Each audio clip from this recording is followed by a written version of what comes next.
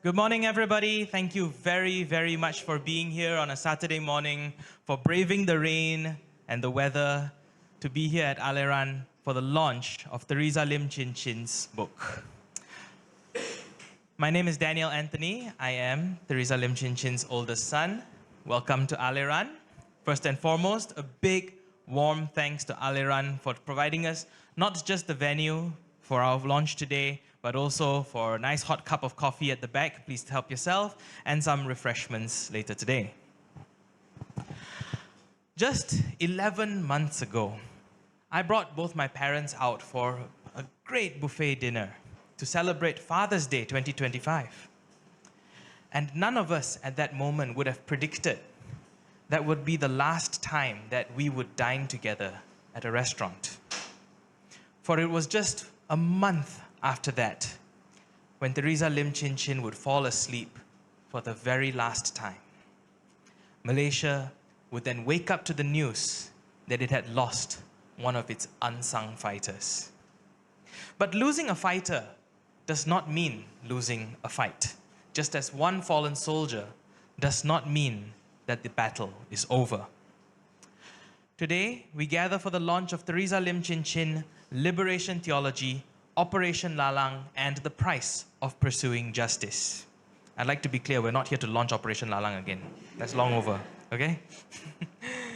Now, this book is written in part by Lim Chin Chin herself as she recalled some of the harrowing memories that she experienced during Operation Lalang.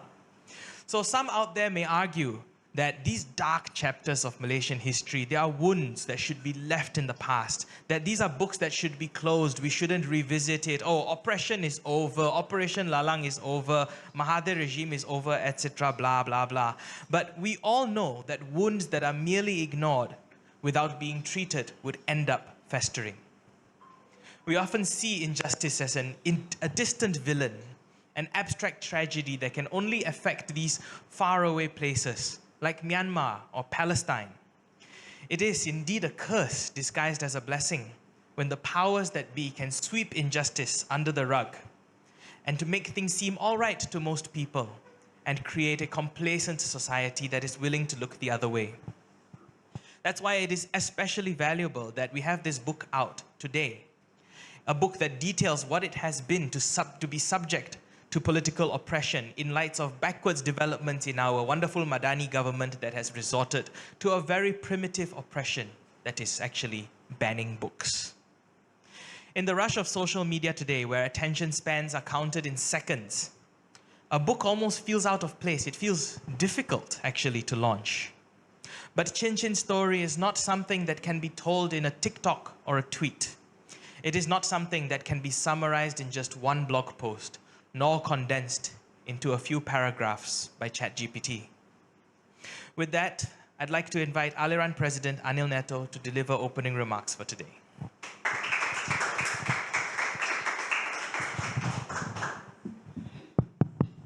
Thank you, everybody, for attending on this wet morning. First, I'd like to welcome Dave and Daniel and Chee Keong to our office. And Heng Leng also going to speak later. Yeah. So actually, this whole book reminds me of that first period when I finished my studies and came back and trying to figure out what to do. And someone passed me the Aliran magazine, and on the cover was this whole thing about Operation Lalang, no? And on the cover was Chandra on the cover and detained and all the articles on the, I think I'll show it here. And inside that particular issue of the Aliran Monthly, this was October, the first issue after Operation Lalang, we had this article, I think written by Dave Anthony about Chin Chin. Then followed by a couple of months later, another article. So this was my first exposure to Chin Chin in the Aliran Monthly. And as somebody who was just trying to figure out what to do and looking at faith in a new angle, a different angle, because a few years ago, we had this turbulence in Eastern Europe where the solidarity movement was trying to topple the government in putting up a stern challenge to the government in Poland. And a Catholic priest by the name of Jerzy Popiesko, something like that, was brutally murdered because he was speaking out in support of the labor unions in Poland. And also around that time, the events in Poland received wide publicity. And also around that time in South America, we had another archbishop who was assassinated, El Salvador, Oscar Romero. But the media coverage was not the same. So I was wondering why the difference in the coverage, huh? Romero's assassination and Jerzy Popiesko in Poland. No? So later then I came to realize it was all this ideology and also the emergence of liberation theology in South America. And then when I looked at all these church workers, especially in Operation Lalang, who were detained, something connected, no, between all these different struggles. And in the sense, at that time, it must have been an isolating period for the family and the friends of Chin Chin. But I think they were on the right side of history. They were the pioneers of a new movement in the church, especially. A new way of looking at faith and what it means to be Christian or person of faith in the world. And I think they have been vindicated in the long run because we have lived long enough to see Romero becoming a saint in the church. And so at that time, it must have felt very disappointing. I think Terence Gomez spoke about it during launch in KL, how Chin Chin felt very let down by the church, and especially the institutional church, and even some of the groups she worked with. But I think she has been, the family and especially Chin Chin has been vindicated in the long run because the founder of the liberation theology movement, when Pope Francis became a pope, just a few months after becoming a pope, he invited Gustavo Guterres to the Vatican. And he was very much inspired by liberation theology, maybe not all the ideological elements, but Francis took on many of Guterres' thing. And when Guterres passed away in 2024, at the age of 96, Pope Francis said that actually this was a man of the church. He knew how to suffer. He was called to suffer. He took on this suffering. No? And in the same way, I think for the Malaysian church, people like Chin Chin and Dave and all that were pioneers. And Cecilia. Yeah, so I think it was they were ahead of their time, basically. And they may have been let down by the power structures, but that's always been the case in history. People who are pioneers are always feel left out. And I think the larger context also is not just within the church. The people who are detained under the ISA, they suffered a lot. But I think through that suffering, we saw a lot of changes coming to Malaysia. And after 1987 in particular, the civil society movement blossomed. Swaram was formed. And a whole plethora of other NGOs were formed. And even the ISA itself, in 1997, the 10th anniversary of the ISA arrest, I met Prema in Kamunting. Outside, we were protesting outside against Kamunting. By then, I had become an Aliran member because when I came back, I think it was a year after ISA, I became an Aliran member. Then 1997, I met Prema outside the gates of Kamunting. FRU were there and all that, no? The 10th anniversary of ISA. So well before Bersih and all that, we already had these ISA protests, no?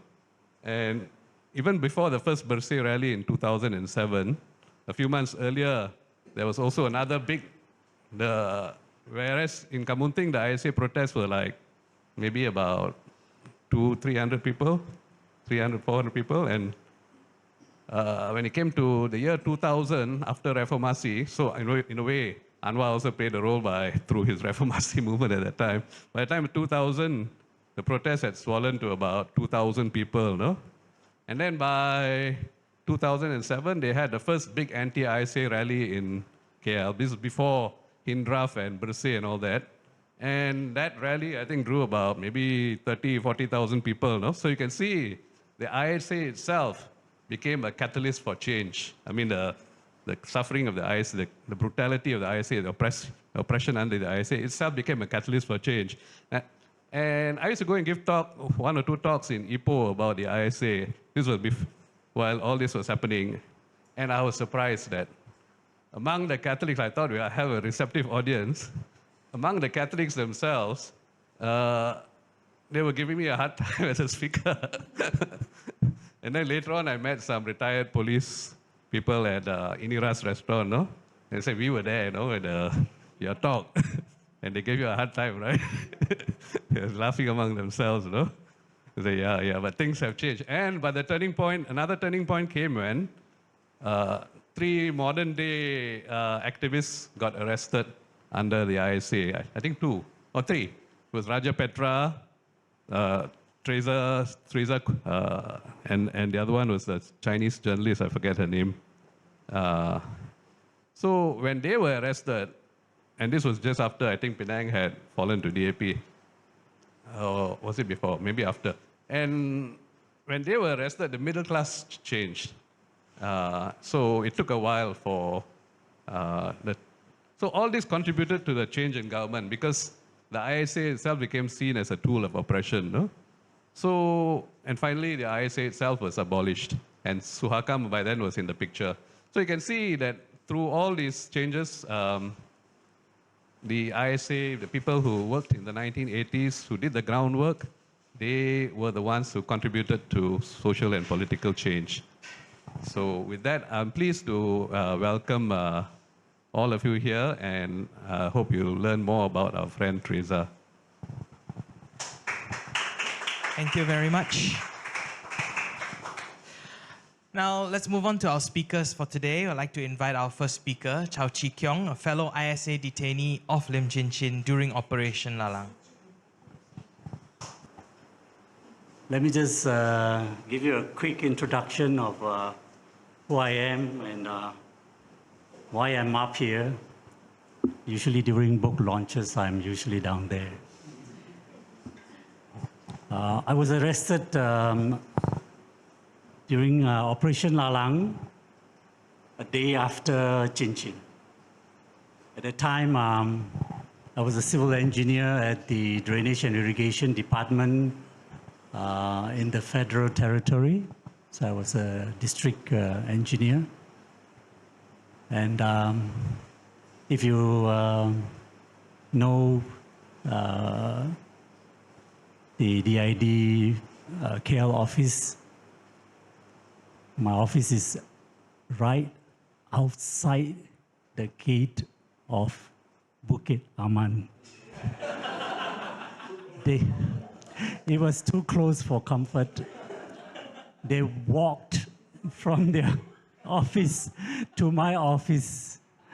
Okay, so I probably bump into them, during our tea break at the Tanglin Hospital, which is just around the corner. So I suppose I was just too close for comfort. Yeah. So after the 60-day solitary confinement, both Chin Chin and I, we were given the 2-year detention orders and were sent to Kamunting. She was released in June, and I was released in August of the following year, 1988. So just to show how farcical this entire Operation Lalang is, in as far as I'm concerned, is that after I was released, I was allowed to go back to my former department, the same office, same desk, and they just gave me back all my back pay, minus the interest. I should have asked them for the interest payment. But the entire experience felt almost like, you went into a film set, and you're an extra, and the movie just ended, the shooting just ended, and they allow you back to normal life. And the only thing is the stunts were real. And you have to go do it all with real pain and real torture. So, and I was given back all the so-called national security clearance. So a few days before that, I'm a security risk, and a few days later, I'm okay, because I was in charge of all the dams. Okay, the Batu Dam, the Klang Gates Dam. So they're not afraid that I may just open up the gate and flood the whole city. So that's why I felt it was like a film set, It's like, Film Nagara, just call you in, okay, come, I need extras, and please do this, do that. And then after finishing the movie, they'll say, okay, we're done. You can go back and continue your job as a civil engineer. So, but the pain is real, okay? Well, Chin Chin and I never really worked together in any NGOs or social activism. Our lives did overlap when Chin Chin introduced PETA. I don't know whether people know PETA, the Philippines Educational Theatre Association. When she introduced PETA to Malaysia, she got to know PETA when she was in the Philippines. So we got to know PETA when a group of us UK returnees, we set up a theatre group called Pentas. And so by 1985, Chin Chin already have kind of left the popular theatre activities. So my wife and I, she was invited to go to Philippines for a women's conference, and I got to know PETA myself. So when PETA came to Malaysia for the KL Film Festival, we got them to help us to conduct some theatre workshops. So that's how I got to know Chin Chin during that period of time, because she attended at least one of our the theatre workshop, the popular theatre workshops. So my wife, our lives also overlapped a little bit, because Kenning was also involved in some women's group, and of which Chin Chin was also involved in. So through that overlap, I got to know her more on a social level than anything else. But after our detention, our families became much closer. I think it's probably because of the detainee families, the association. After I came out of Kamunting, we used to visit Dave, and that's the first time I met Daniel. He was just a year older than my son, Ewan, when we came back from the US. And I'm always amazed at Dave's ingenuity and his innovativeness. It's an amazing person. I'm always amazed by it. We kind of lost touch for a number of years when Kenning and I migrated to North America. From 1990 to 97. And it was during those years that Chin Chin and I both made big changes to our lives. I quit engineering as well as the civil service. And Chin Chin left her social work. I did my MBA in Toronto, and she went to study IT. So we both entered the corporate sector after that. And it was during those years when I was in the US working for Sime Darby that I get to come back every year on home visit, all expenses paid. And we always, one of the things we usually do is to go visit Dave and Chin Chin in SS2 because we were staying at SS4 in my old house before we migrated. So we used to meet up quite often. So when my family returned to Malaysia after our, I call it extended camping trip, it always feels very strange living in North America because you always feel very alone, you know. You're never quite accepted. So it was nice to finally come back home. So that's that brief history behind Dave and my family. Okay, about the detention. This is actually the first time I'm talking about it publicly. Okay, after 40 years. I don't talk much about it. People who know that I'm an ex-detainee never ask me what happened. And people who don't know about it, I don't tell. So it's like living two different lives, you know, with my activist friends and my working life, you know. So, but I have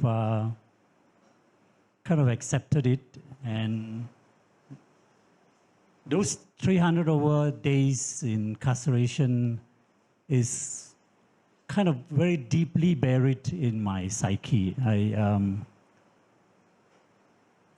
I have great difficulty recalling the pain. I think partly maybe because of old age, okay, that I have forgotten a lot of it, and partly because of the way the mind works, and it kind of protects you from the pain. It's kind of like the oyster, you know, how it's formed. It's there's a speck of sand in it, and it irritates them, and it naturally layers the irritant with the nacre, and finally becomes a pearl. So that's how I would describe it. I have totally forgotten about my experience in Kamunting and the 60 days. I cannot, if any of you were one of my interrogators, I don't recognize you, okay? So you're safe. I don't know, I don't remember your name. I don't remember how you look like.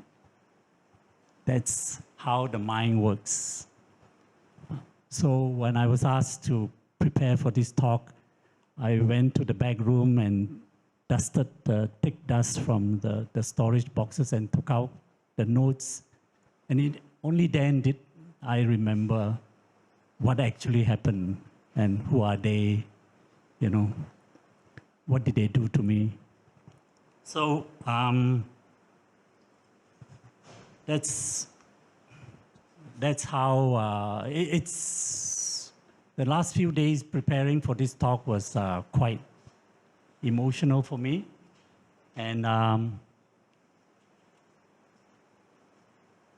I'm actually deeply moved by what Chin Chin wrote in a book. I just want, when I read it, I felt both moved and as well as sad that I never quite found out. And this is what she wrote. Heng Leng was the first to get a family visit. Her aunts lived in Penang, which is nearer to Kamunting than KL. When she returned, she related how Chee Keong had been physically tortured. Chee Keong is the founder of the Pentas, an amateur theater group inspired by and founded on the principles of PETA. When I heard this, I broke down and sobbed violently. I felt responsible. So when I read that chapter, I felt rather bad because I didn't know that, and I would have explained to her that she's in no way responsible for what happened to me. If I've known, I would have told her that she's absolutely not responsible for introducing PETA because I went to Philippines and I got to know PETA myself personally. So it's not her fault. And even if she did introduce PETA to Pentas, it's still not her fault, okay? She didn't do this to me, but she felt bad nonetheless. So I didn't know it affected her that much. So I just want to share a few light stories about my 60-day solitary confinement, just to lighten up the atmosphere a little bit. Everybody looks very tense here. So one of the stories I like to tell friends is this. It's actually quite similar to what Chin Chin wrote, Heng Leng, about that little thing that happened between you and her. So one day, one of the guards came to deliver my dinner. Okay, very sharp on time. And after stuffing me the newspaper wrapped food, usually he would just zop. He would slide the door. It's a little hatched on the metal door, about that big, and he just close it back. But for some reason, that day, he didn't. And then, wow, so I looked out through the little window, and miraculously or coincidentally, the opposite cell, the window, that hatch was also left open. And so I looked through it, and then I saw this face staring back at me. And it was a Chinese man wearing glasses. And he was also very surprised to see me. So we were looking at each other, and he put on a smile, and then he did this.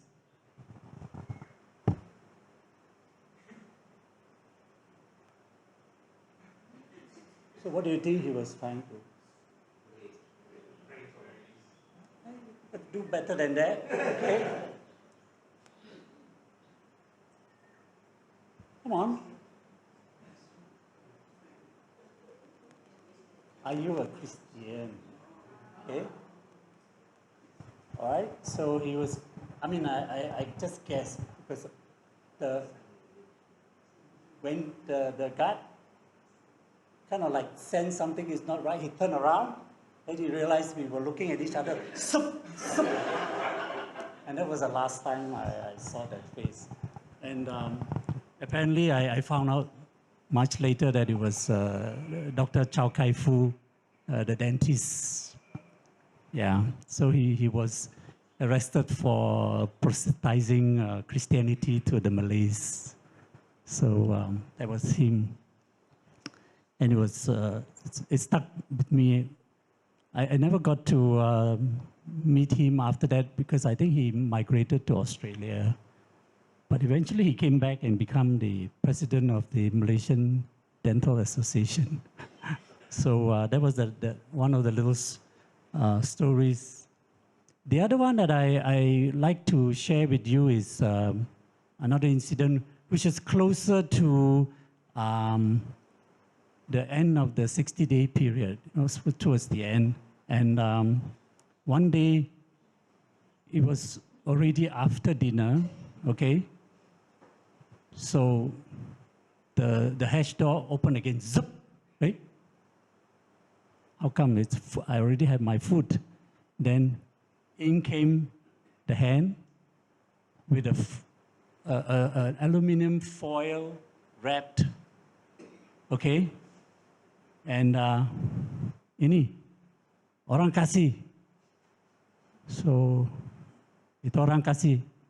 So I took it and I sat down on the cement platform and I opened it up. Wow. It was Indian chicken curry rice, okay, with chutney and all. I tell you, even though my hands were all dirty, I just went straight for it. All right, there's no cutlery because they're afraid that we'll kill ourselves. So we can only eat with our hands. So it was the best Indian curry rice I've ever eaten in my whole life. Okay? So the question is, siapa yang kasih? Why? So I found out later that it was Kapal Singh, who told the guard to give it to me. But I don't know Kapal at that time personally. So, so you see, even in the most strictest of condition of draconian regime, you have a little kelonggaran if you have the connection.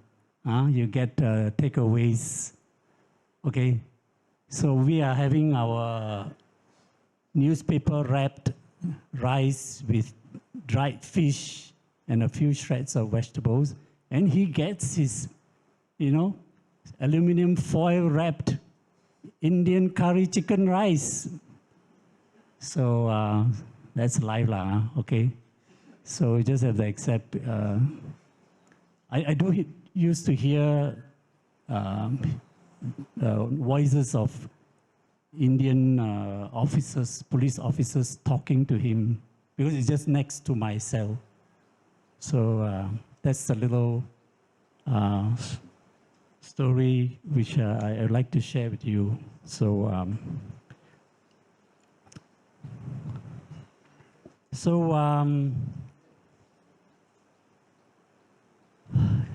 in closing, I would like to talk about the bigger political power play behind Operation Lalang.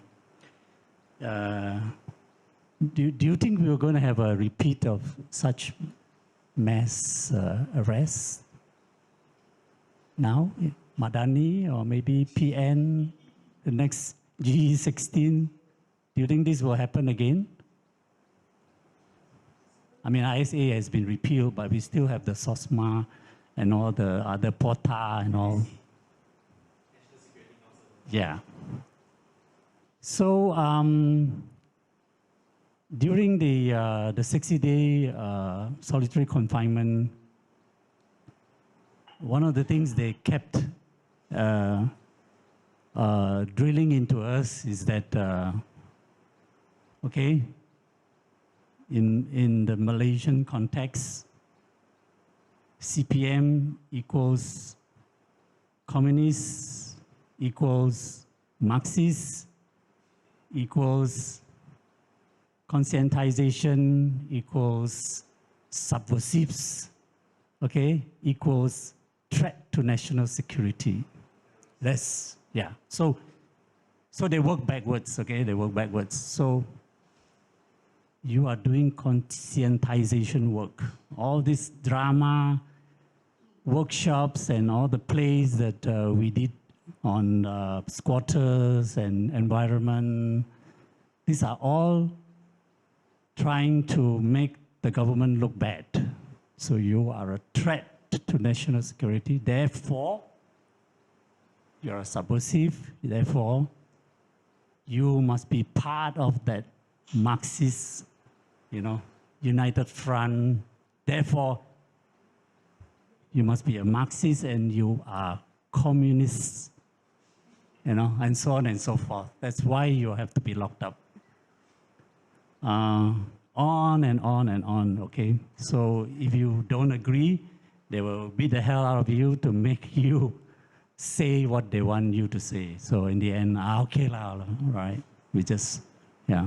You give them a little bit, then you get your specs back. You give them a little bit more, then you get your pillow. You give them a little bit, then they, So it's like that. This whole thing is eliciting confession is very much part of William Sagan's, the techniques. Yeah, my wife is looking at her watch, so I think I've talked too much. So I just want to, I share with you this, this little thing, and that the toolbox is still there. All these techniques on how they, elicit confessions from any of the people that they detain. It's still in their toolbox. It's just when and who they will apply it to. So just bear that in mind. Thank you. Thank you very much. Yes, there's a lot of manipulation that happens in the toolbox, and it's quite prevalent how this manipulation is used once you read this book. Because for the first time, two accounts are placed side by side.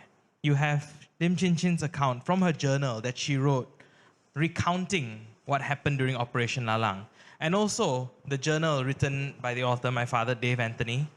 And you see the parallels and inconsistencies based on how much information was exchanged with them inside and outside the cell. This is all part of a big toolbox of manipulation and scope creep of how context of words can be done. I like to share a bit because a few years ago, I was a journalist at Malaysia Kini during the COVID pandemic. And I was brought in for questioning when I covered a doctor's walkout in Mayap Serdang to protest that the doctors and the housemen were not getting contracts from the government after the service to the government to handle the big COVID mess. And during the police press conference the day before I was called in for questioning, the police said, the journalists who went in will be called in for questioning because they went in to a quarantine center for COVID patients, which is akin to suicide. Did you know that suicide is against the law? They brought this out at a press conference. This was broadcast from IPD, So suddenly I'm, a criminal for going into, for attempting suicide on the job or something like that.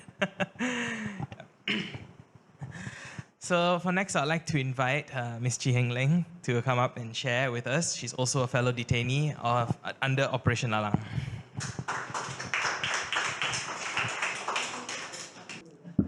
First of all, thank you very much, Dave, for asking me to speak here today.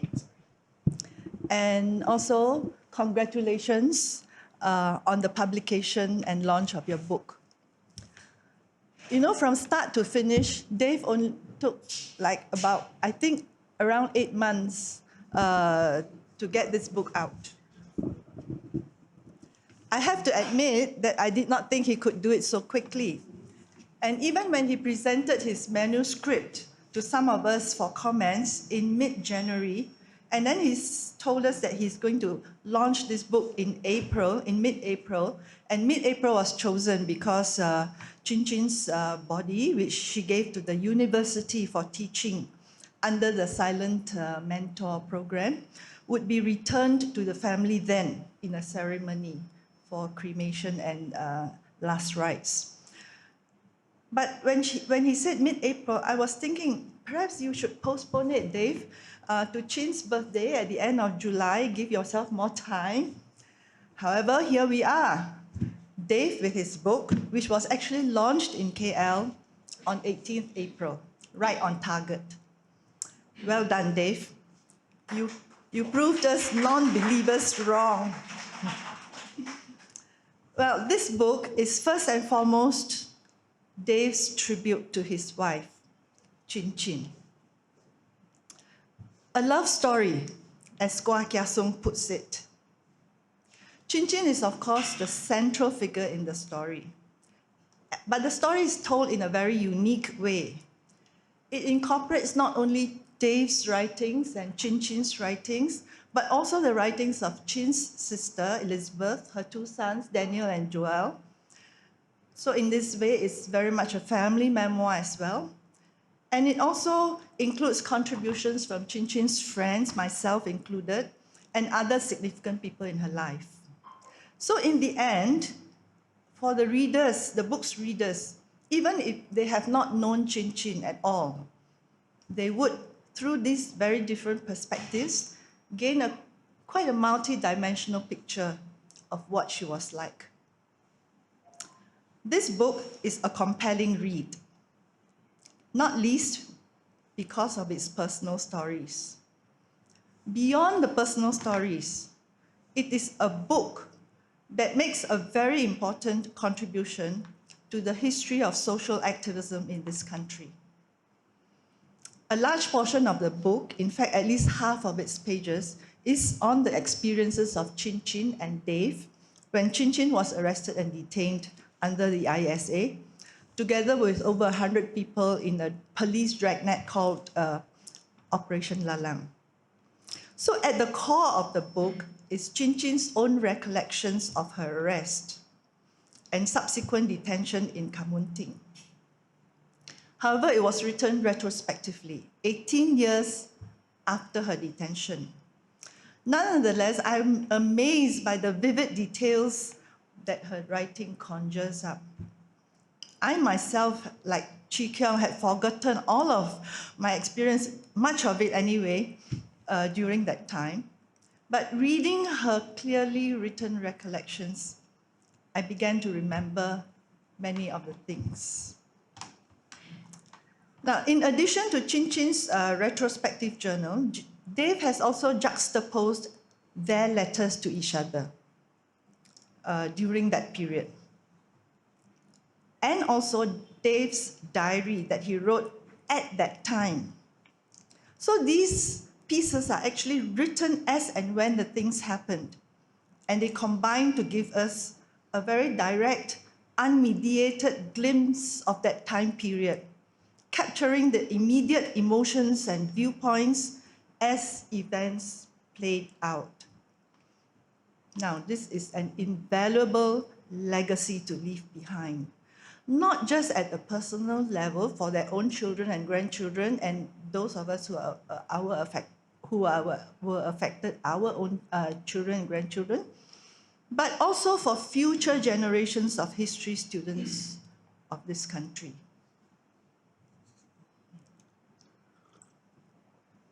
Now, let me talk about a bit about the contents of the book. The title of the book is Theresa Lim Chin Chin, Liberation Theology, Operation Lalang, and the Price of Pursuing Justice.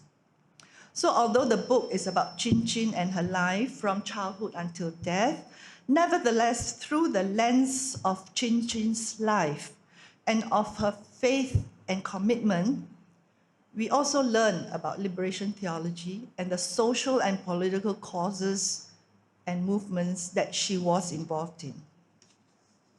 These, of course, eventually led to Operation Lalang, which brought life-wrought changes to those caught in it. Hence the subtitle, quote unquote, The Price of Pursuing Justice. Now, in all of this, Chin Chin was, of course, not alone. There were many others who were with her. I was involved in some of the social movements that Chin Chin was involved in. And together with her, I too was caught in the dragnet of Operation Lalang. And reading this book resurfaces some of these memories of what that period was like. And it also allows me to reflect on some of those experiences that many of us went through together. So to just give a short explanation, when we were arrested under the ISA, the police had custody for us for the first 60 days. But to imprison us beyond that time, the government had to issue detention orders. So Chin Chin's detention order, as well as many others, including mine, I believe, referred specifically to things that we were purported to have done from 1980 to October 1987. So this was the time period. What were the things that happened during that time? If you were to remember, Mahathir had just become Prime Minister in July 1981. And on the legislative front, the Mahathir regime began immediately to clamp down on civil society with the 1981 and 1983 amendments to the Societies Act 1966, which gave far and wide powers to the minister to control societies. So the minister could label societies as political societies, and he had the power to look through your books to, declare this and that. These amendments was, of course, strongly opposed by a broad spectrum of civil society organizations. And the opposition, if I remember correctly, I was in there because I was a member of EPSM at that time, Environmental Protection Society Malaysia, Gurmit Singh, and also Selangor Graduate Student Society. But it was spearheaded, the opposition was spearheaded by the Bar Council, Aliran, and ABIM, which was at that time led by Anwar Ibrahim. Of course, Anwar Ibrahim, the following year, 1982, was co-opted into UMNO, and the rest is history, as they say. But this clamp down on Societies Act was, in fact, just the first of very many crises that rose as the decade unfolded. Different sectors of society organized to either resist governmental action or to fight for their rights. And so you had, in fact, from the monarchy, which resisted the constitutional amendments that took away the Agong's powers to, pass laws. Then you had the Chinese schools, the educationists. And then you had who protected the sending of people who did not know Mandarin to Chinese schools as administrators. And then you had urban settlers fighting, who were facing eviction, railway workers who had been living along railway tracks for many umpteen years, facing eviction, had religious groups, and of course our women's groups protesting violence against women. In the early 1980s, Chin Chin, myself, and many others, we had just graduated from university, and we were entering or re-entering Malaysian society, and we were filled with youthful ideas and idealism. We wanted to work sincerely for social justice for the poor and marginalized groups, and we wanted to make our contributions towards a better society. And in that period of the early 1980s, many women's groups were formed all over the country. So we had in KL we had WAO, AWAM, we had SAWO in Sabah, we had WCC in Penang, and many others. Okay. And in KL, eventually, many groups came together to organize a campaign against violence against women, for which we formed a joint action group. We carried out a large event in 1985, mobilized a lot of people, including men, everybody, women and children. We had walk and wheels and all that.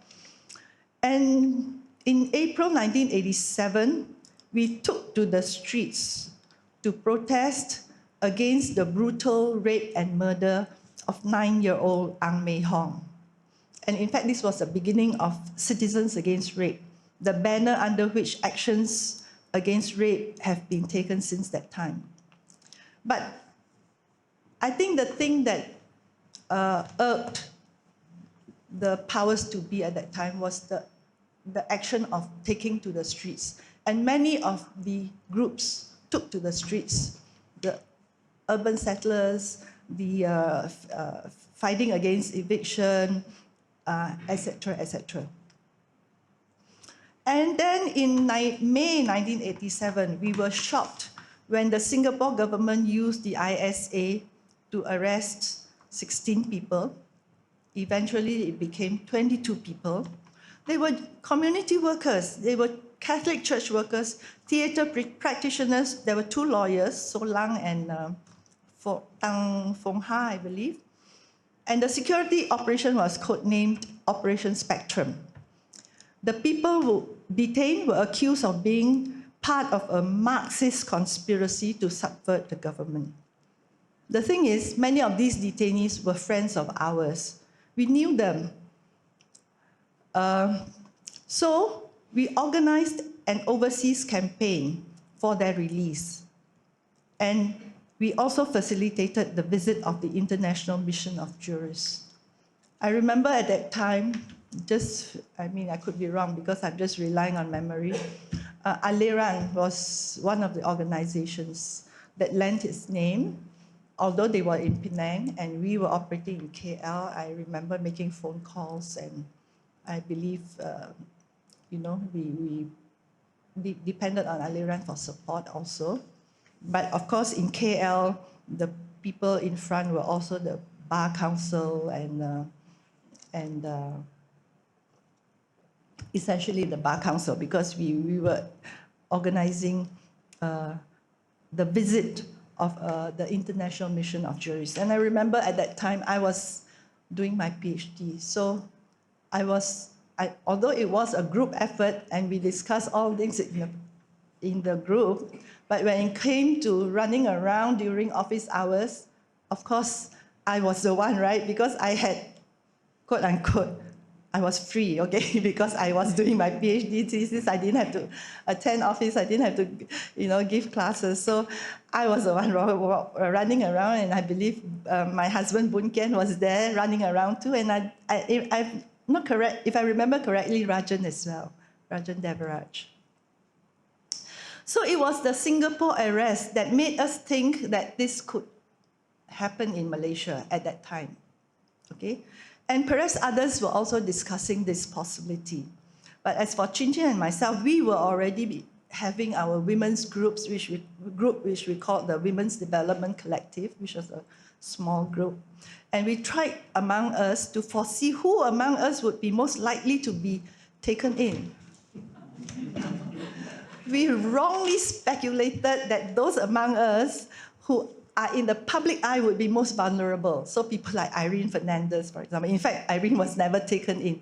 In fact, it was just the opposite, people like me and Chin Chin, who were hardly ever came out in the public eye. We were the ones who were taken in. Anyway, so the first arrests were made in the early hours of October 27th. Myself and Tan Ka Keng, he was active with Gurmit Singh at that time in Environmental Protection Society. He was living a few doors away from me in Cecilia's house. We were the first 2 to be arrested. Cecilia was away. She was somewhere, I don't know where. Yeah. I think she went somewhere else and she flew to Hong Kong. But the person in the house with him was another friend. I I don't know whether she'll appreciate me revealing. Anyway, never mind. But she was so scared, when the police came for me and Ka-King, it was at the same time. And she was so scared that she apparently, she didn't even make a sound. She didn't come out. And she didn't, in fact, she was totally paralyzed and didn't even, in fact, contact other people after the day after that. So I remember the fear, and I remember the trembling and the very cold that I felt as the police entered my home. And in my house, they spent several hours going through all my books. And I was an academic, right? So I was a university lecturer. I had shelves and shelves of books. So academics among us, take note. And finally, they took away several boxes of them, and myself included together with them. So much of Chin Chin's experience that is related in the book is very familiar to me. During the first 60 days of police custody and practically solitary confinement, which, by the way, the police say it's not solitary confinement. If it's solitary confinement, you wouldn't even be able to see your interrogators. Okay. So there was non-stop interrogation, non-stop. I remember I wasn't allowed to sleep for, I think it was 3 days, three straight days, 72 hours. So I had sleep deprivation. So mental fatigue, if you just feel very fatigued, there's emotional manipulation and fearful threats. So they wouldn't say, so like for Chin Chin, in the book, she said she was threatened with rape. I was threatened, not verbally, but they acted out as though they were going to inject me with something. And they acted it out in such a way that you really believe it's going to happen. So it was like a role play, but I'm not quite sure how Chin Chin was threatened, but she was threatened with rape. So your mind is actually working continuously all that time, during that time. What to say, what not to say, how to say it, until finally you get so tired that you just give up, as Chee Keong said, give up. And the intense interrogation can also warp your memory. For example, I had attended a youth camp in the Philippines, and they wanted me to testify that there were armed guerrillas there. Of course, there were not. And I had said that I did not see any armed people, nor any, rifles and all that. But they kept on asking, and they really tire you out until I myself finally became totally unsure. Oh, did I see armed guerrillas? Maybe there were. So you yourself became unsure of what you had actually experienced. It became totally and it could happen the other way as well, because they keep on asking me about a meeting on Bakun Dam, and it was a huge meeting, and it had taken place in my house. And I totally did not remember any of it at all. And I insisted that I wasn't there. I didn't remember. I insisted. But actually, when I came out, I found out that it actually had happened. So, it can happen both ways.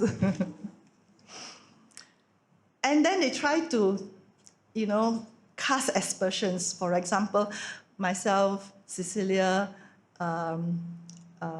Ka-King, Prema, the other Prema, who Gopalan's wife, and then Ka-King's girlfriend at the time, Carol. We had gone on a hiking trip to Gunung Nuang. And Gunung Nuang, as you know, is the highest peak in Selangor. And then they grilled us on that. What happened? Because they said we were training to be guerrillas. Okay, if it wasn't so, if you're not so under threat, you would totally laugh. But Of course, at that time, you were trying to say no, we were not training to be guerrillas. Anyway, finally, when we were served with the 2-year detention orders and sent to the Kamunting camp, of course, it was a blow in the sense that, it was another two long years in detention. But in a way, it was also such a relief. There were only 4 women who were served with detention orders: Cecilia, Irene Xavier, besides Chin Chin and myself, and we were put together in the same place. It was still a prison, of course, with its many restrictions and prohibitions, but at least we were together. And I dare say, in fact, one of the unintended consequences of our detention in Kamunting is that unlikely friendships were formed. For example, who would think that Muhammad Sabu would have formed a friendship with Lim Guan Eng, And, but they did, all right? Who knows what came out of that? Did Amana come out of that? Okay. I mean, not Amana, but the relationship between Amana and DAP. Okay. And we had not known, 3 of us had known each other, of course, Chin Chin, Cecilia, and myself. But we had not known Irene Xavier well. But through that experience, we got to know her very well. So friendships were formed. And in Kamunting, we had visits from family friends, at least family members and friends, at least once a week.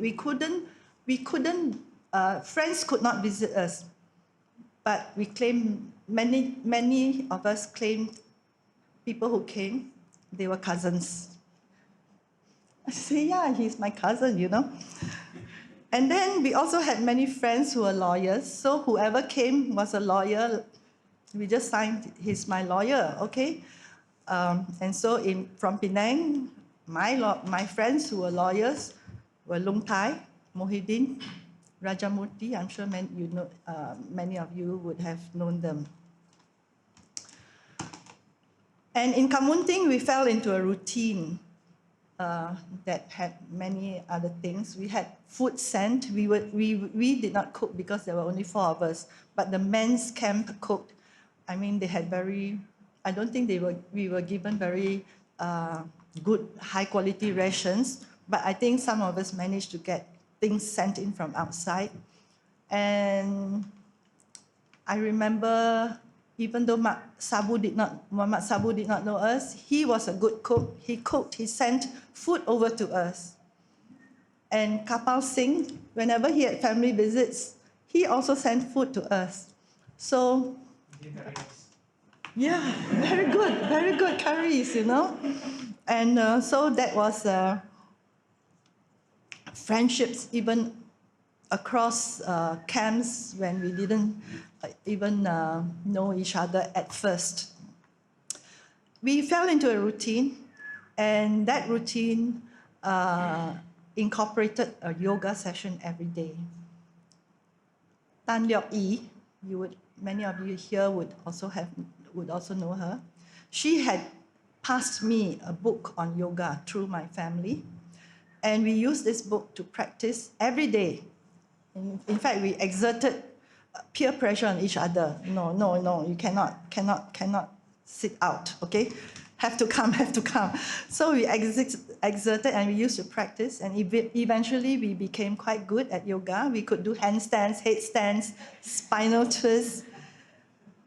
And in the book, towards the end of her life, Chin Chin, Dave related, towards the end of her life, when medicines no longer could help very much, Chin Chin went back to yoga. She was doing yoga with a group of supportive friends, among them Mary Cardoza, Judith Low. And she was doing yoga up until a few weeks, right, before her death, before her final admission to hospital, At her memorial service, I remembered Chin Chin as a first among equals.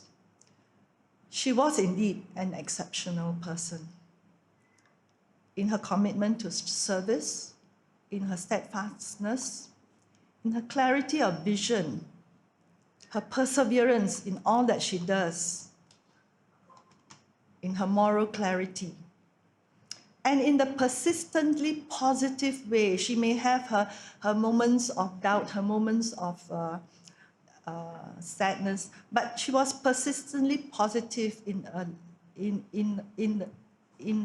the way in which she faced adversity and her many illnesses. And with this book, Dave has done much to honor her memory. And with this book, Dave has also gifted us with the preservation of memories of a very important moment in our own history.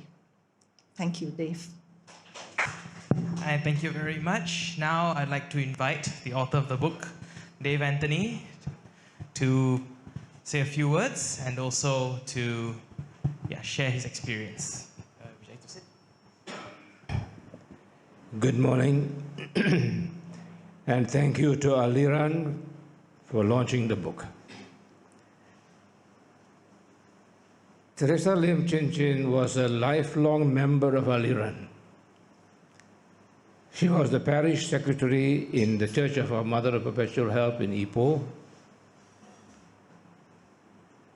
She was also the founding member of the Perpetual Help Communication Center there, and also a prominent activist in women's rights. When Chin Chin was a student in Form 6 in St. Michael's Institution, Ipoh, she saw little relevance of what she was studying to what was going on in society, like the realities of poverty and unequal opportunities. What keeps the poor people poor, however hard they work?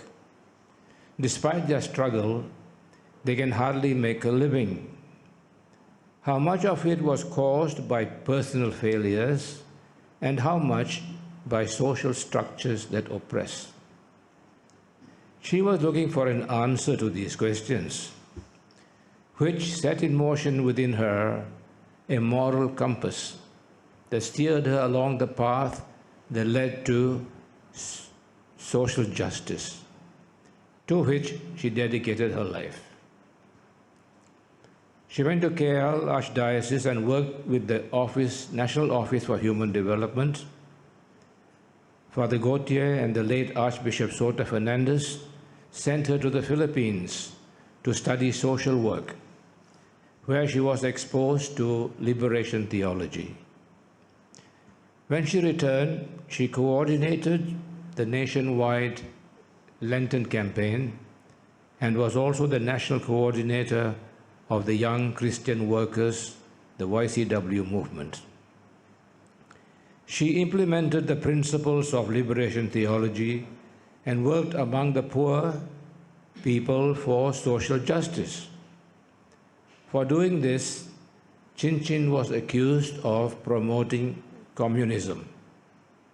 She was arrested, detained, and tortured, just like Chee Heng Leng and Chee Keong related to you, under the Internal Security Act.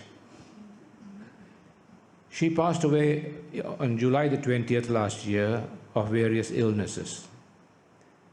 We have a book just published on her, which is being launched today by courtesy of Aliran, by Anil Netto, the president of Aliran. I'd like to quote Dr. Kwa Kia Sung, who was also detained in Operation Lalang. He says, Chin Chin, an activist, a social activist, a defender of justice, endured the trauma of Operation Lalang. Her passing after years of illness linked to autoimmune disease is a solemn reminder that the consequences of repression do not end when the prison gates open. They linger in the body, in the mind, and in the unfinished struggle for justice. Chin Chin's work was so impactful that she was later identified by activists as an unsung Malaysian hero or heroine who bravely spoke truth to power. Let me dwell a little bit on liberation theology. Chin was exposed to liberation theology in the Philippines as a form of Christian social activism. Liberation theology is a theological approach and a social movement that interprets the Christian message through the experience of the poor and the oppressed. They wanted liberation from political, economic, and social injustice. The movement arose in Latin America in the context of political unrest, economic exploitation, and oppressive military regimes. It is a commitment to justice, addressing the sinful structures of society that perpetuate exploitation and poverty. In Latin American countries in the 1960s, powerful multinational corporations and domestic business elites were actively colluding with the governing politicians to control and marginalize the peasantry.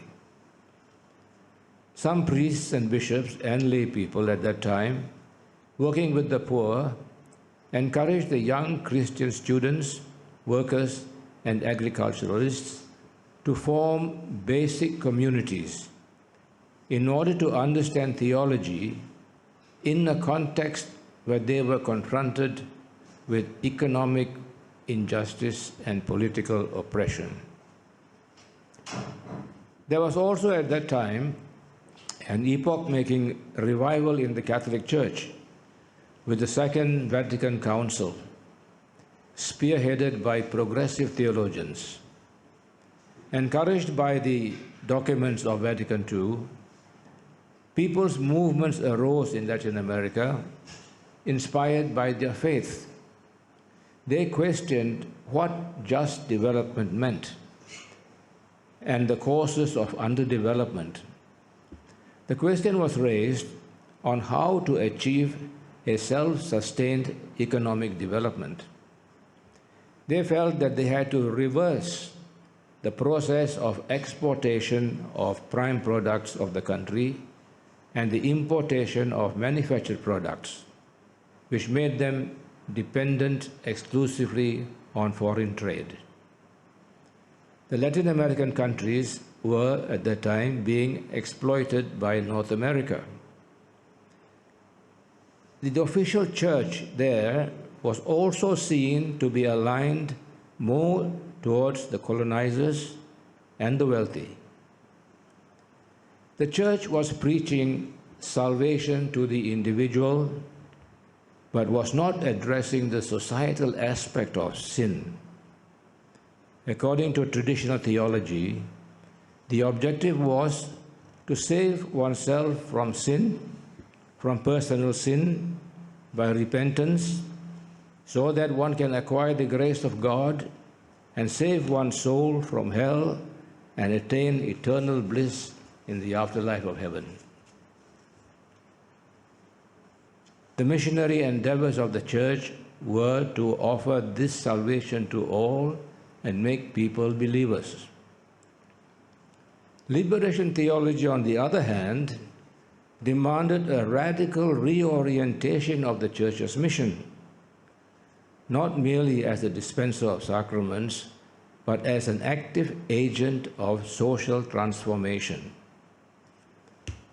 Gustavo Gutierrez of Peru, the founder of liberation theology, says that Christians must find new ways of being present in the world of the people and be a sign of the liberation brought by the Lord of history.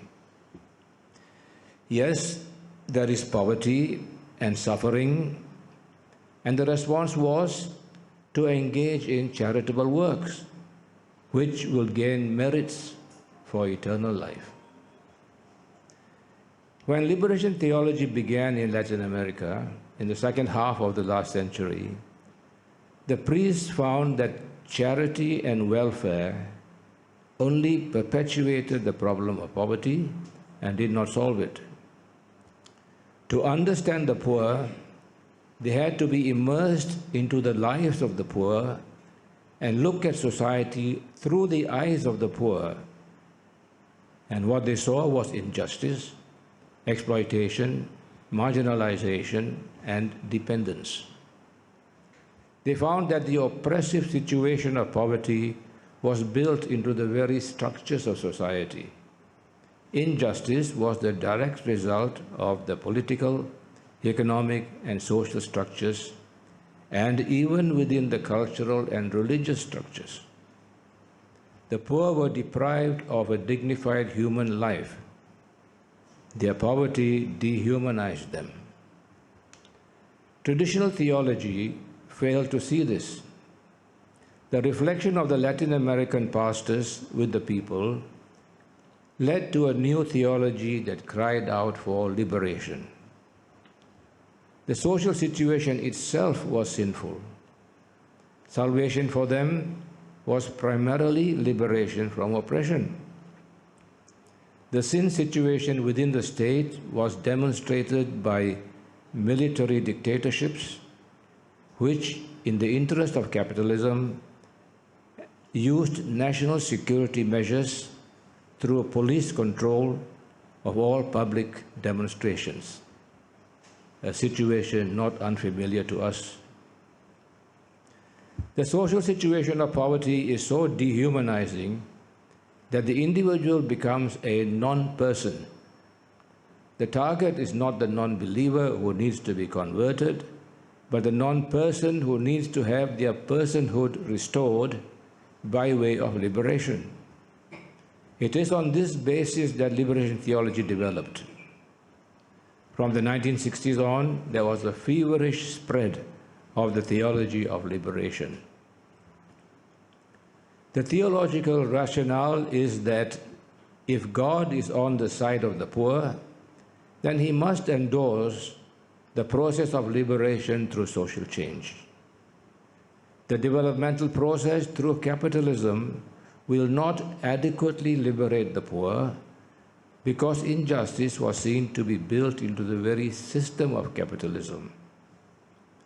Liberation theology had studied the social structures using the legitimate scientific tools of structural analysis.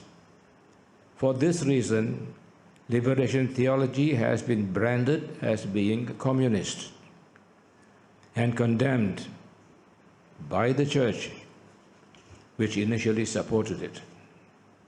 The church then systematically suppressed liberation theology. Chin Chin received her bachelor's and master's degrees at the Asian Social Institute in Manila, Philippines. She was exposed to the various currents in intellectual thought, as well as various theories of social change. The most impactful of them was, of course, liberation theology.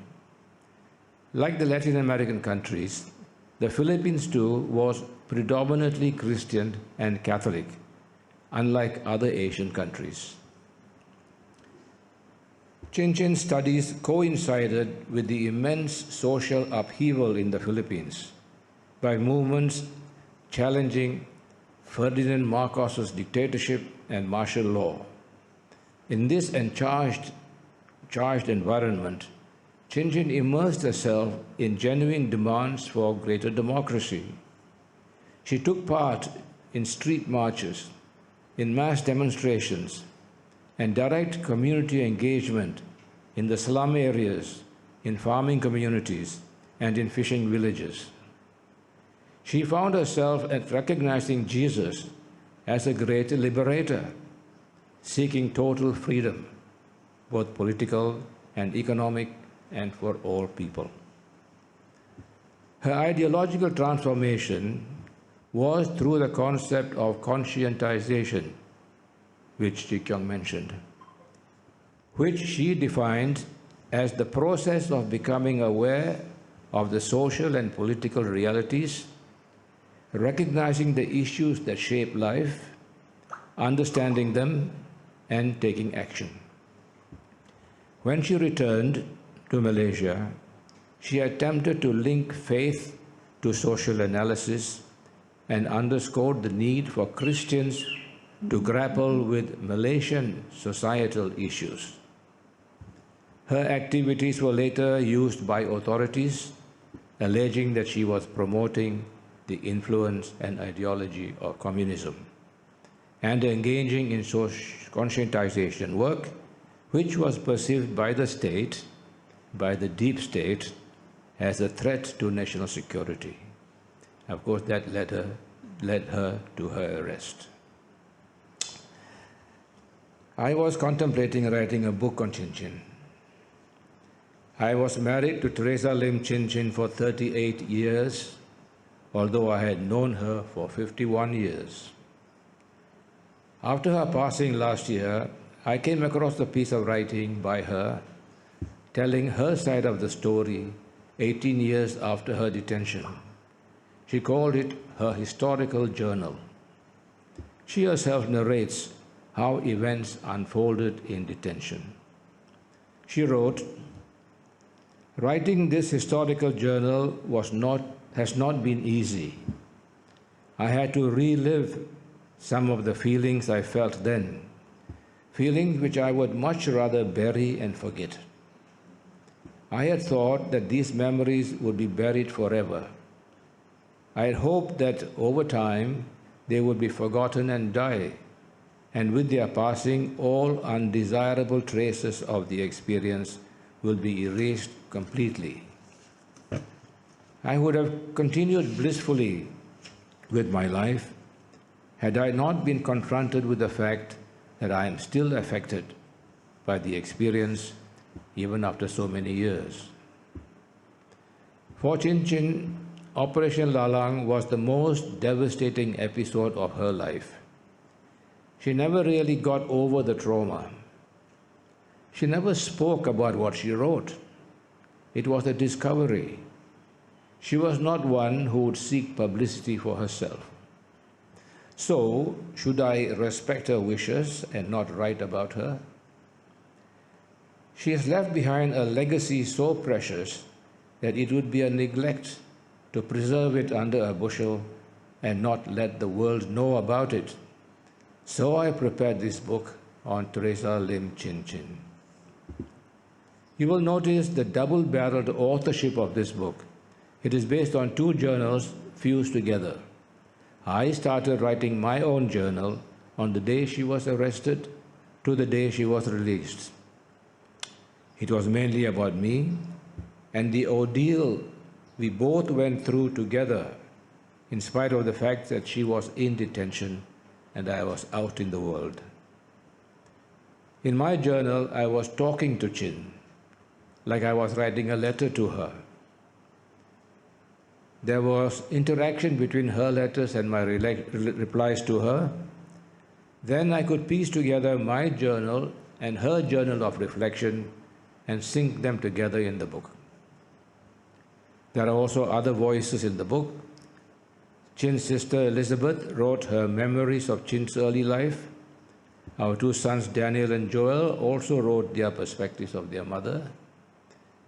There are also tributes from her friends. The book is a combined effort from all of us. I put it all together in one book. Now, Chin's euphoria of being released was met by a colossal betrayal, not from the poor people, but from the very institutions that employed and commissioned her work, specifically the Council of Churches. Despite their rhetoric and social issues on justice, they were too afraid to be associated with her after Operation Lalang crackdown, betraying institutional cowardice. For a social worker dedicated to community upliftment, this restriction, which prohibited work with societies, was an agonizing form of professional exile. Our life together was much more than that dreadful 7 months of Operation Lalang. After her release, we turned the page and she changed her career. We lived a very happy family life with our sons Daniel and Joel. And she was enchanted to be able to visit, spend time, and pour out her love on her two grandsons, Luke and Liam. This happy story in the book is illustrated with pictures. After Chin Chin's passing, we had a celebration of life for her. In short notice, we had an unexpected turn-up of more than 150 people. We did a write-up of that event with a great number of tributes from her numerous friends. I did not include all that in the book, lest it became too bulky. However, I have provided a link and a QR code through which you can access it. Chin Chin never lost sight of her original compass. She worked with the same goal and objectives with women's organizations. I quote from Chang Tian Chua, the former Batu Member of Parliament. He says, Chin Chin's sacrifices had paved the way for today's movements. Her unwavering spirit will continue to inspire us forward. Her legacy lives on in our hearts as well as in the fight for justice. Tian Chua. But Chin Chin, having endured the whole process, adds a caveat in her journal. I quote, "The choice to be deeply involved should never be made lightly because there are serious and heavy penalties, particularly in authoritarian regimes. Activist or not, young or old, we should never romanticize the accompanying risks that are concomitant in being involved with people and in challenging power structures. Those planning to be involved must be helped to be prepared for this as much as possible to minimize the impact on their lives and psyche." End of quote. Chin Chin lived an eventful life of contribution to society with a deep conviction in social justice, until it was cut short by physical disabilities and brought all too soon to an abrupt end. Chin became afflicted with a number of extremely rare and incurable ailments. This was the second devastating blow in her life. Her life became a painful journey. She was no longer her vibrant self. She was a silent sufferer. She did not complain. She lived a simple life and touched the hearts of countless people who came to know her. I would like to quote from Cecilia Ng, who was supposed to have been one of the speakers this morning, but unfortunately she was busy today. She says, Chin Chin lived boldly. She dared to speak when silence was demanded. She mothered and mentored with grace. She carried hope through hardship and turned wounds into wisdom.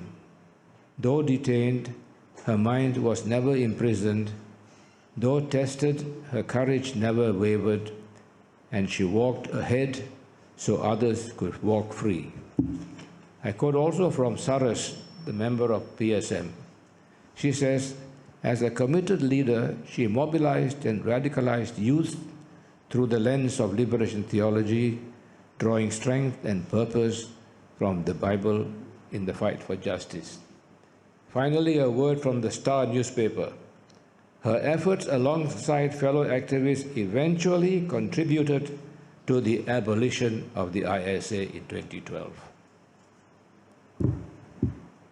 Chin was close to nature.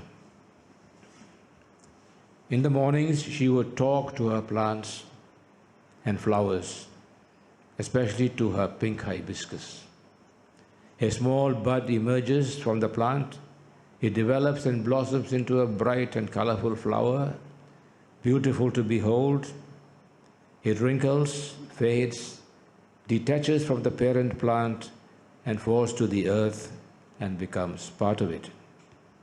It is nature that has embraced Chin Chin's being, and we will try to learn to recognize the beauty of her life reflected in the positive forces of Mother Nature. I will end with an ode I wrote to her. Home is where the heart is. My heartthrob is no longer there. Everything in-house reminds me of her, and it has come to this. Dave, I am dying. To me she did utter. Chin, think of living, but she knew better. Just hang in there, Chin. We'll get through this and go home. We'll be together again. It'll be awesome. She could not see or speak. Could she hear the words we spake into her ear? Painful to see her suffer so, a momentary peace in her final breath, agonizing to let her go. She is no more. A life of activism brought to an abrupt end, only images and memories fond, the only realism. She was my anchor. Now I am adrift, unable to hold her without my priceless gift. Thank you for sharing your sweet life. Your illness robbed me of a loving wife. The book on your death I am closing.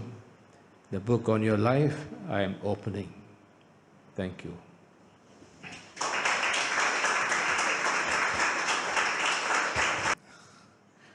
All right, thank you very much, Dave Anthony. Now, I'd like to cover a few gaps in today, explaining some of the things that were covered, perhaps in a bit of brief detail about Mum, her life, her illnesses, and I'm going to start off with her final days. So just earlier this week, actually on Tuesday, I fell ill with a high fever and I had a bacterial infection. So my father drove me to the clinic. The doctor took a blood test. Within 10 minutes, he could tell me, okay, you are very likely to have a bacterial infection. Here's some antibiotics. Go home. You're still sick. You come back later. I wish it was that simple for Mum. I wish it was that touch and go. I wish Mum's final diagnosis could have just been like that. Despite how far we've come with medical technology today, unfortunately, we still don't know so much. What I felt, it felt similar to what Mum complained about. She felt fatigue. And this was a different kind of fatigue. In her last days, in fact, about 5 to 6 months before she passed away, she complained about this overwhelming fatigue that couldn't be solved. It was just she could have a good night's sleep, she could wake up feeling refreshed, but fatigued, just still tired, out of energy. She used to be able to get through about half a day before taking a light siesta. Now she had to take a full-blown nap in the afternoon. And I looked at weather trends and I would tell her, this is global warming, it's hot and sweaty, this is draining your energy.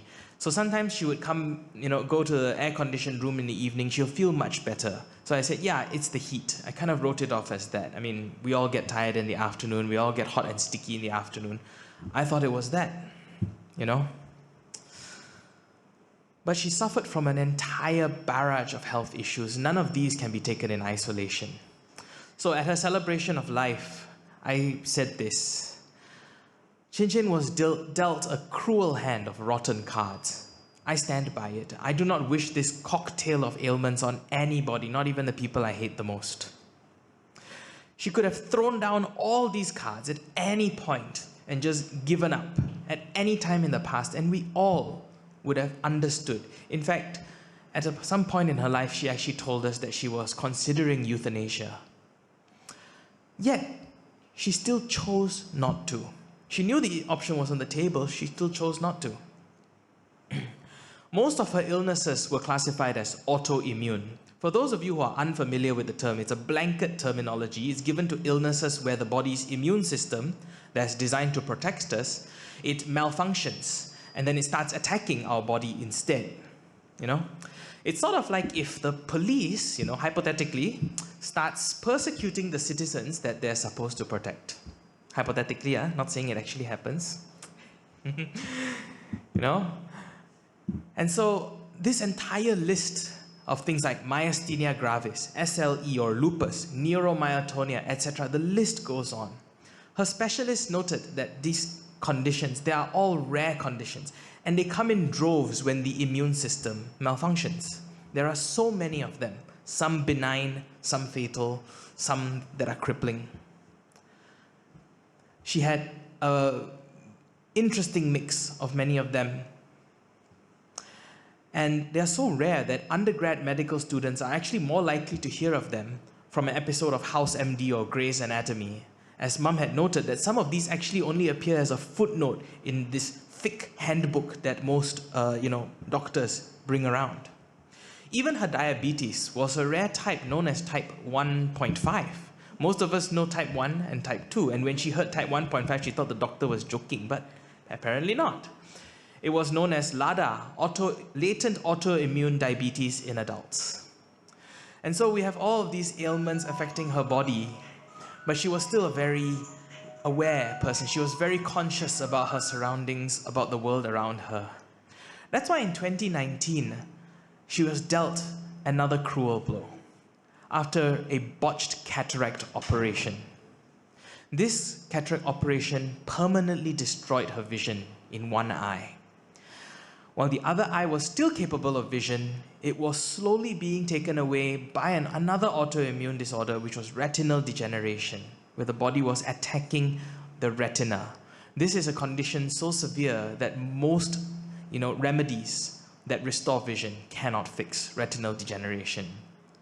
She watched the world become darker and darker, while most of us were stuck indoors, putting up with a lockdown that was managed by a truly incompetent coup government. Her final weeks with us, when we realized something was terribly, terribly wrong, was when she got an appointment with the hospital for a process known as intravenous immunoglobulin, or IVIG. This is a 5-day treatment process for her lupus, and normally after she gets IVIG, she's very gung-ho. She'll say, Daniel, go look up AirAsia, I want to go to Melbourne, I want to see Joel, I want to see my grandchildren. This time it was different. After one day, she felt a bit of relief, but that was it. That was all the relief she felt. After a 5-day treatment, she felt no better. She was then admitted to the hospital less than a week after that treatment, and from there, the mystery deepened. The doctors, they embarked on this massive triage, trying to find what infection was causing this. All that we knew was her blood was not in good shape. Her blood counts were low, similar to the effect of what dengue would do to people. But it wasn't dengue. So what was it? Normally, blood tests for infections, you don't want them to be positive. You don't want to hear, I'm sorry you have dengue, I'm sorry you have this, I'm sorry you have that. But everything was negative. She wasn't infected. She didn't have any bacterial strain. The mystery just deepened and deepened. The doctors pored over everything. They took a bone marrow biopsy. But aside from fatigue, her vitals, blood pressure, oxygen, everything okay. She was jokingly telling us, I don't know what I'm doing here. Only later, when rheumatology couldn't figure out what's wrong with her, that they transferred her to hematology, and that from there, her condition worsened quickly. It was then when she almost totally stopped eating. She stopped getting up for short walks. She stopped going to the bathroom. In fact, it was the last time she was ever on her feet. She was then reportedly having hallucinations, some of which my father believes may have actually been haunting memories of Operation Lalang coming back to haunt her. One night, she asked my father, have they locked up outside?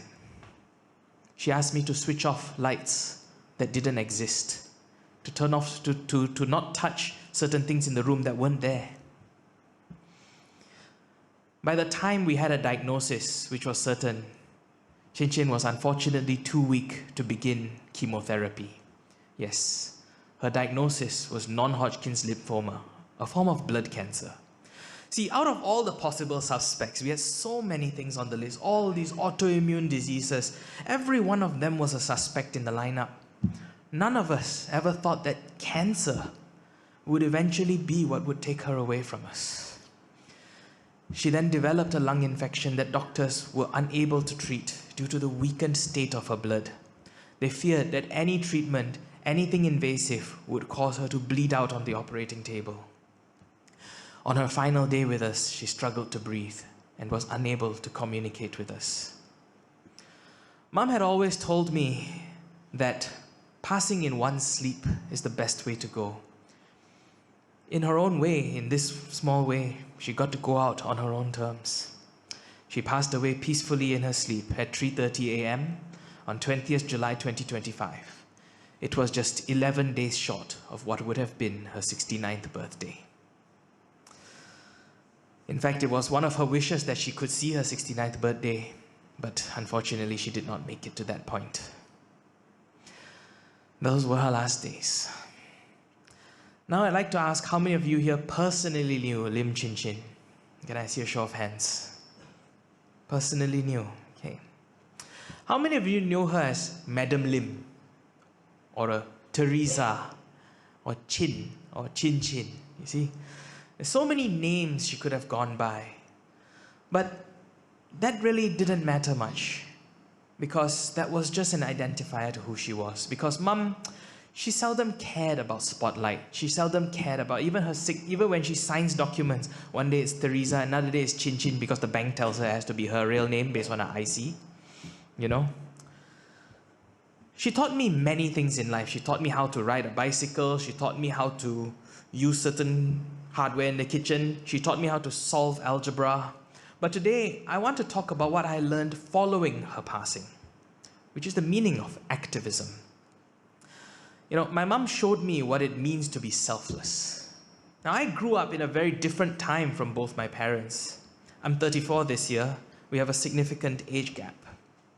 Though we both witnessed the advent of the internet together, you know, it's different growing up with it and seeing it shape entire generations for better or for worse.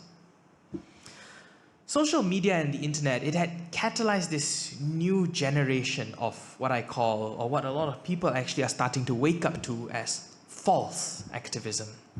It's one that has manifested in the form of a term you may have heard of, the keyboard warrior. And a lot of these false activists are fixated on the destructive and demeaning forms of upholding a cause. Sometimes this manifests in a terminology called cancel culture, where you dismiss someone because they disagree with 1% of your manifesto or something like that. Or they've done something in another part of their life that invalidates their entire activist life here. Internet activists, they often get lost in this euphoria of mob justice, that they lose sight of building towards ideals. Instead, we end up with a lot of echo chambers all over the internet. And this practice sometimes gets branded with another term, slacktivism. It is a force that can even hijack the most noble causes at the end of the day, because it's just a form of convenience activism. This kind of activism stems from internet trends, where it's cool to be an activist, because it makes you look intelligent. It makes you seem concerned with the world around you. So many people who pretend to be caught up with this, they're merely looking out for what is in it for me. What is in it for me when I get involved in this activism?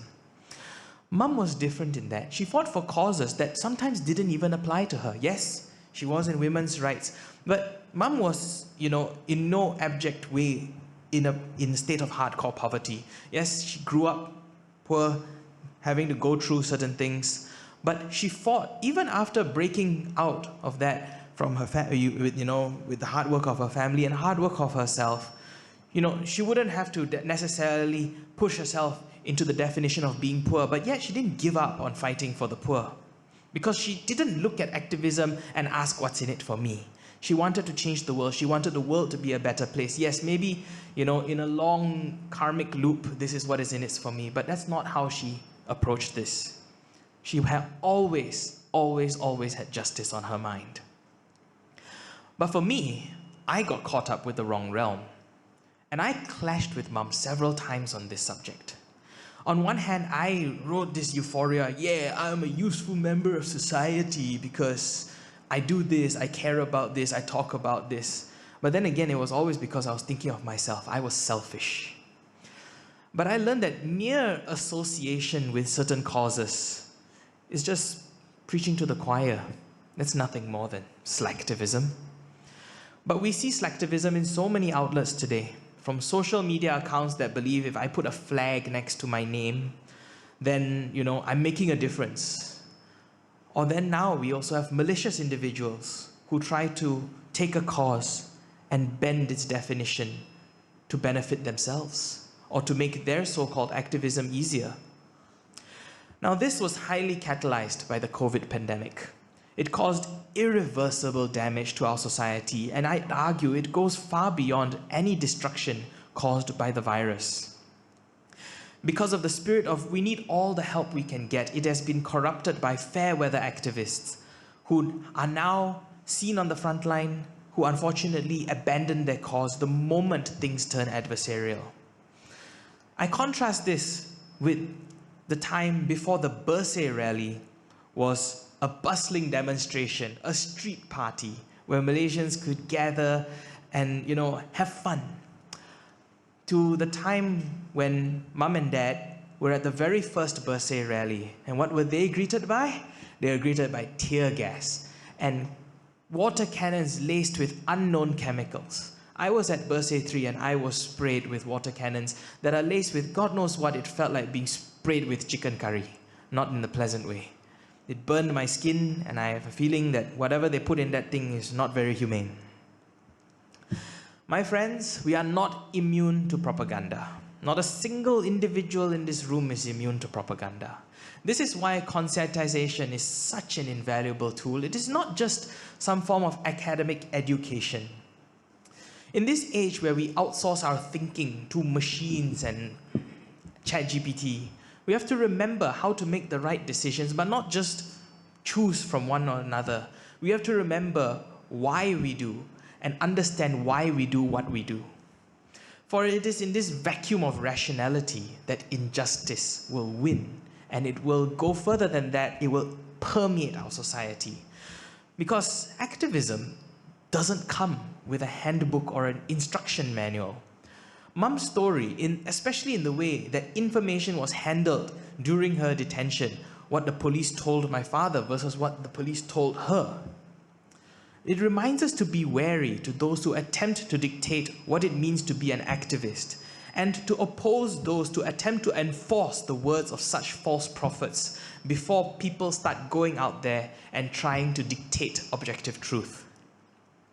For the enemies of justice, they will always find ways to survive.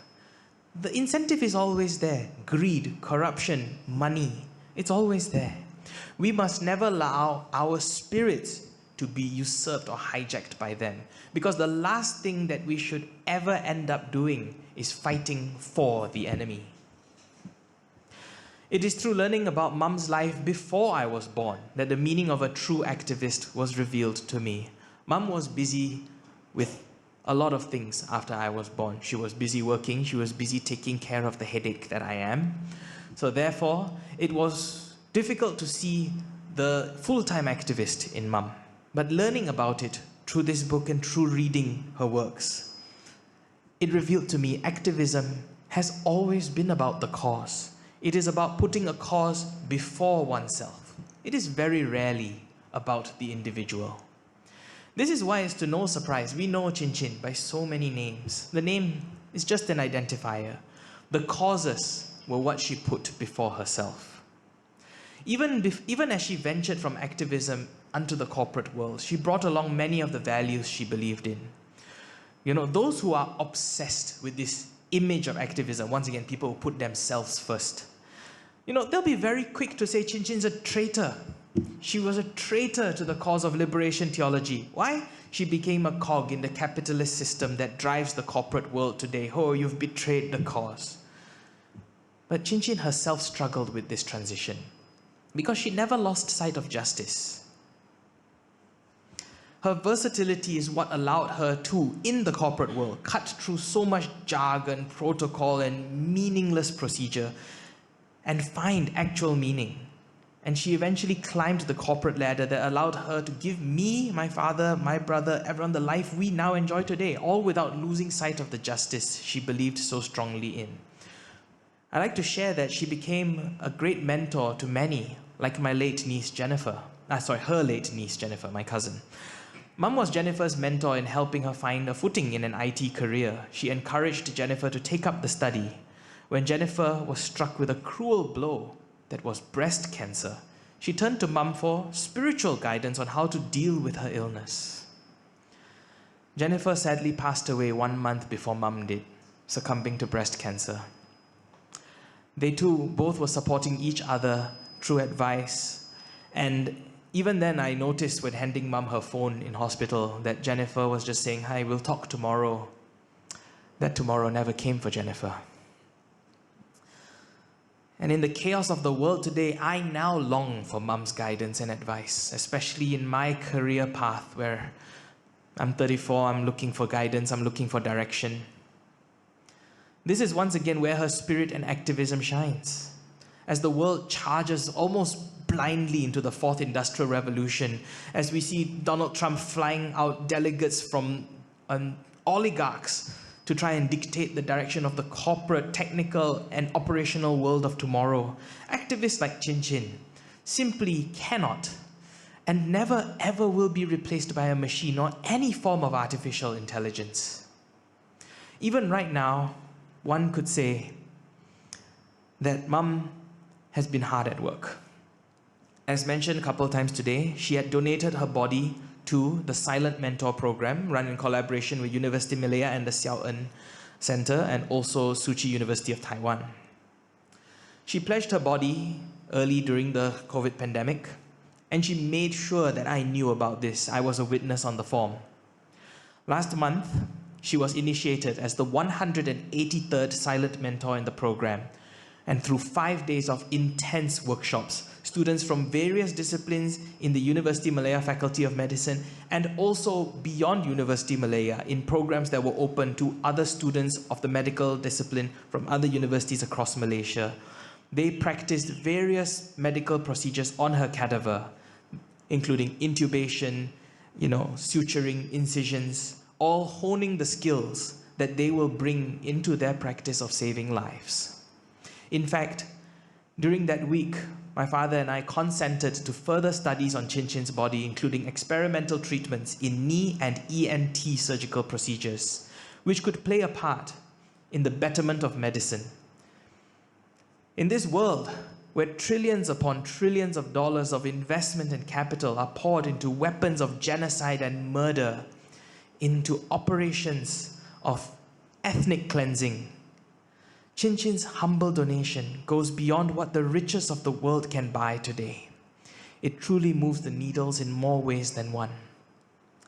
Therefore, I hope, Chin Chin, my mother's story inspires you, and it reminds us all of the meaning of what it means to be an activist.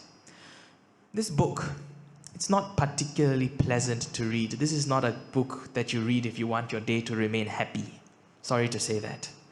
But it is also a reminder that there is no excuse to forget about the stories that are in it, and that we should never ever live in a world where we can pretend that the events in this story did not happen. Thank you very much, all of you, for being here today. Now, I would like to invite Aliran President Anil Netto to launch the book. Ready?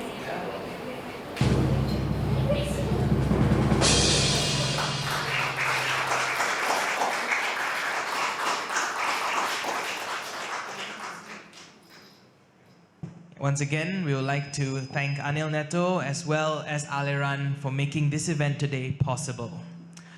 Now, we'd like to invite our speakers to also, we'll just pass the mic around. We can do this informally, to have a Q&A session where we're going to talk about, ask anything you would like about the book and share any memories you may have of Chin Chin or a journey in activism that you feel may be relevant.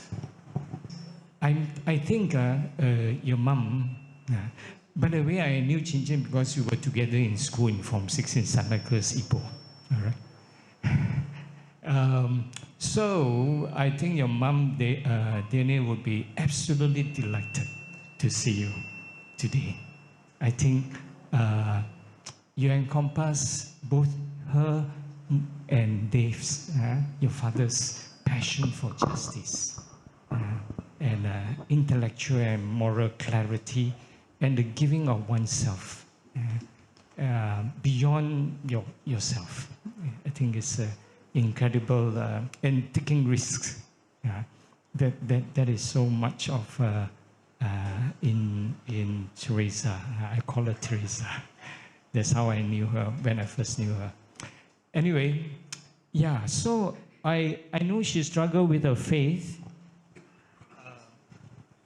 In my visits to her, which was not very frequent, which I thought on hindsight would have been better if I spent more time. Maybe I visited her once a year or once in 2 years. But I also sense her love, her movement to Buddhism. Yeah? Maybe more of vipassana, meditation and yoga. And I think that was a great source of consolation, comfort, peace for her. And I think she needed that. But I believe that she's still very much a Christian. And this Sunday's reading is from First Letter of St. Peter. It says this: if you have some share in the sufferings of Christ, be glad, because you will enjoy a much greater gladness when His glory is revealed. It is a blessing for you when they insult you for bearing the name of Christ, because it means that you have the Spirit of glory, the Spirit of God resting on you. None of you should ever deserve to suffer for being a murderer, a thief, a criminal, or an informer. But if any one of you should suffer for being a Christian, then he or she is not to be ashamed of it. He should thank God that he has been called one. I believe Theresa Lim Chin Chin is really a Christian. Thank you. She's one of those people, who never shouts any slogan, who doesn't have to talk too much. She just did it with all her action. And that's why I think today we are gathered with a true respect for what Chin Chin means and, what true activism means. You don't have to shout slogans, you don't have to say too much. You just show it with your action. This book has just been published, and it is being sold at the bookshops for 48 ringgit, but I am selling it for 30 ringgit, discounted price. And together with this book, I am also offering the book Yeshua as a complimentary copy. Now, this book is about Jesus the man, the Yeshua Ecce Homo, because when Pontius Pilate stood Jesus before the audience, he said, Yeshua Ecce Homo. He said, Jesus, behold the man. So this is a story of Jesus the man. This is a different version from the gospel version of Jesus. So I'm offering this book because Jesus was a role model for Chin Chin, and also, honestly, I'm giving it free because nobody wants to read it. You see? But if I offer it to Christians, they say, oh, all I know about Jesus is already in the Gospels. I don't want to know anything more about him. And then if I offer to non-Christians, they say, oh, Jesus, no, you're evangelizing. So I'm not evangelizing in this book. It's a different version of Jesus, the man. So it's free. If you don't want to take it, it's fine. I'm offering it together with the other book. So I also brought with me 2 of my previous books, which are now out of print. I only got a few copies of it. If anybody's interested, you're welcome. And I'm selling them all at a reduced discounted price. So, yeah, that's all.